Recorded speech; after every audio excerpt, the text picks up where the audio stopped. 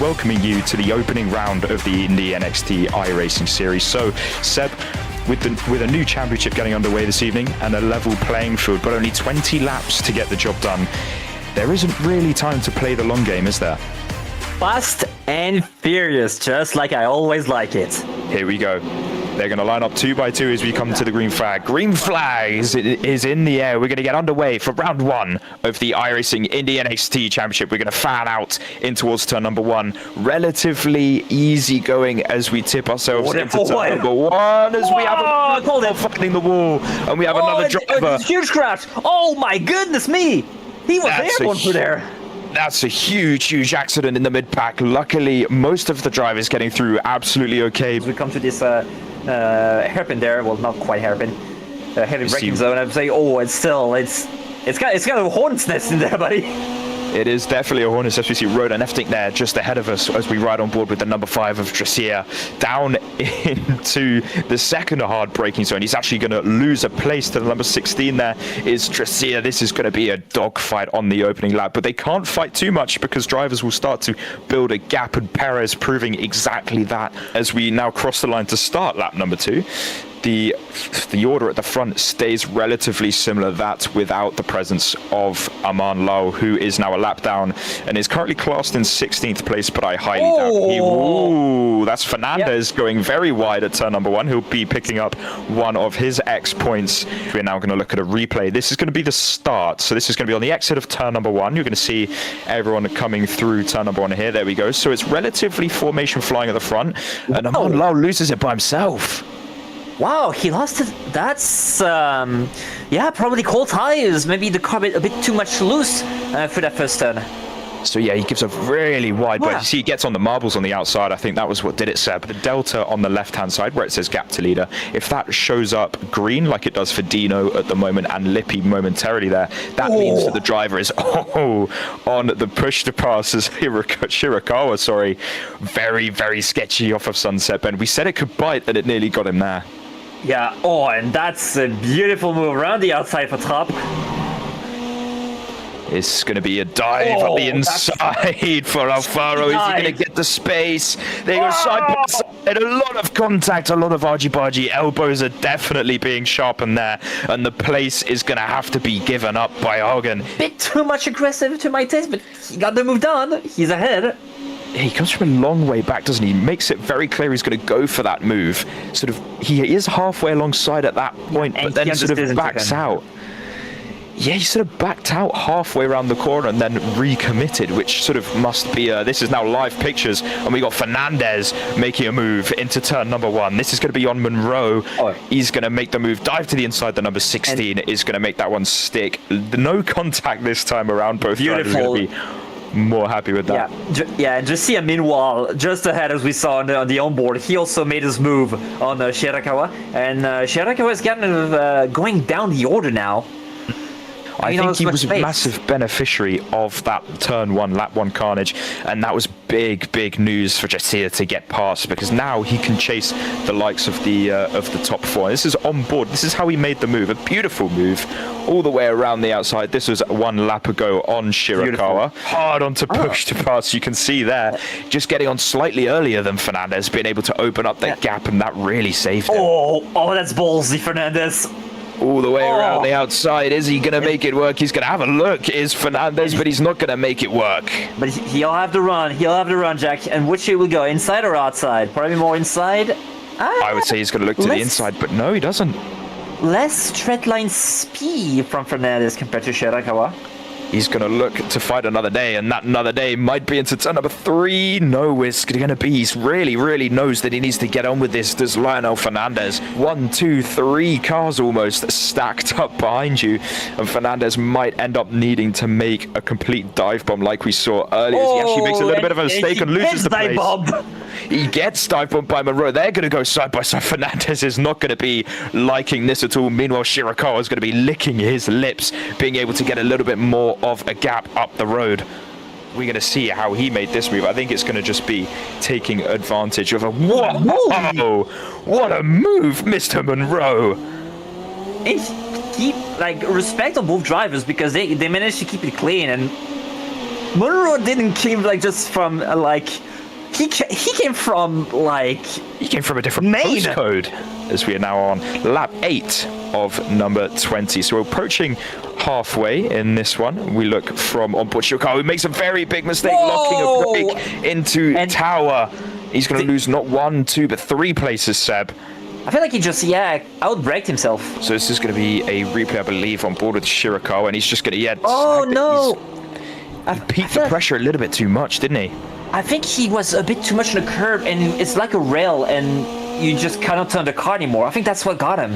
As we see a move here from Dino, this is going to be for 12th place. He goes ahead of Hogan, who has dropped back last time we checked up on how Hogan was going on in the number 9 car, and he's actually losing a lot of time to Dino in front already, and it's only been about 10 seconds since he's made that move, so potentially a little bit of damage there. This is pure driver and pedal management, I like to call it. They have massive turbos, these IL-15s, as we're actually going to see a move between Monroe and Fernandez. This has been a long time coming. Monroe's going to look to the inside into Sunset Bend. He's going to make the move done before they actually really get the corner over and done with. It's going to be very simple, very textbook, and absolutely beautiful, Seb, for Monroe, who's now going to try and break the draft in towards turn number 1. Fernandez, I don't think he's done with it, though. So this is going to be Dracia and Trope. Seb, take us through this. All right, so in the situations, he's probably going to... Oh, no, he's going to do the same way as our other buddies tried earlier. He's going to try it around the outside, but he's going to make it stick in the number 5. Absolutely fantastic move.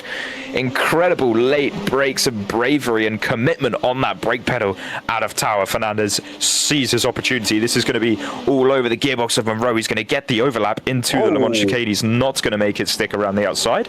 We see Fernandez trying the same move he did last lap. It doesn't quite work out. He needs to be more side by side with his enemy there. Yeah, Monroe's done a very good job to keep it under control. That's not a... Oh, he's gone wide. Monroe's gone wide, so it's going to be 2 laps in a row. And now look at Whibley. Whibley's he's going to have a say in this. Whibley's going to go to the outside. It's going to be around the outside for the American. Can he make it stick into the Le Mans chicane? The number 14. He's going to go for it, the pink and black car. It's going to be side by side. He's still got a nose in. No, he hasn't. Monroe keeps the place through and against all odds. And Fernandez sort of goes, what's happened there? I've gone from second in the queue to the back. I mean, Fernandez, as we see, Dracia got overtaken by Trout too. Fernandez shouldn't have gone for like a look down the inside of Tower, but like he's trying to fix up his mistake. Wow. Yeah, Fernandez. Good dive. Fernandez is... Oh, big slide for Fernandez. Trying to make the move on Charles Whibley. And here's Shirakawa. We said 1 lap ago, Shirakawa might get a say in this. And he now makes the move up into the third place of this train. And we watch Fernandez. Does he just try and keep it? Yeah, he keeps it too tight. He keeps it too tight off the corner. And the massive step of oversteer for the number 16. Yeah. That's cost him so dearly. Yeah, he still has some angle in the wheel, and he was very heavy on the throttle, so that explains why he got a bit sideways. And Dracia now has to do all over. Whoa! Oh, we were in the gearbox. We got a fantastic view, didn't we, of Trop's gearbox there in the hairpin, as the fight for what is now P6 is making their way to the hairpin. But this is going to be side by side. Seb, take us through this one. Yeah, he tried to do the same move he did earlier, but this time Trav was a bit more ahead, so he has got to settle in the grass. That's an X. He just had a slight twitch there as we joined the onboard, still fighting the steering wheel. This part, like the car is like there's no traction there. This is Fernandez in the number 16. His afternoon or evening has come sort of on a bit of a downhill slope. Can he get past Shirakawa? It's going to be into Tower. Will he make the dive? Oh, Fernandez. Fernandez, that's pure frustration there from the number 16. He was expecting Shirakawa in front to just break that a little bit later. But unfortunately, contact was made. We're going to get a short replay of this. We'll see how late Shirakawa moves, because it could be sort of the blame in his court a little bit. Shirakawa in front. We're on board with Fernandez, and he stays to the inside. And no, that's Fernandez was expecting Shirakawa to just break a little bit later. I think you can see he's the only car on screen. No one is even within sight of this number one car, 11 seconds clear of Dalton in second place as he rounds the Le Mans chicane for the final time. It's going to be lights to flag. It's going to be the Grand Slam with the fastest lap of the race as well for Ivan Perez as he makes his way to the final time to Sunset Bend. It's going to be a new championship. It's going to be a new season and a new challenge. But one man has stepped up to the task with fantastic fashion. It's going to be Ivan Perez who comes to the flag and takes the win in round one of the Indy NXT iRacing series. Congratulations to him, and we will move forward with the race results. Ivan Machado Perez will take the win in dominant fashion for round one ahead of David Dalton Jr.